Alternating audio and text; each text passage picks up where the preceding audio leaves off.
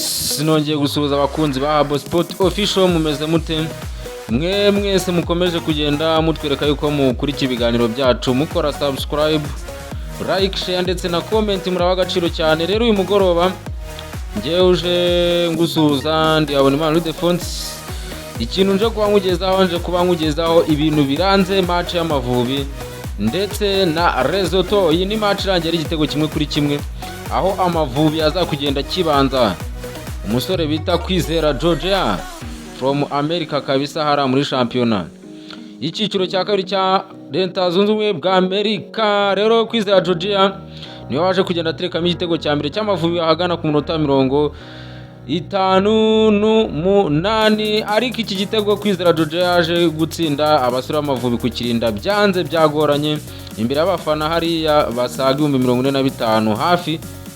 Abasore b'amavubi sinzi ikintu bariye mu gice cya kabiri, kwihagararaho biranga, bananirwa no gutsinda icya kabiri. Nicyo batsinze ntibakidefanda neza cyane.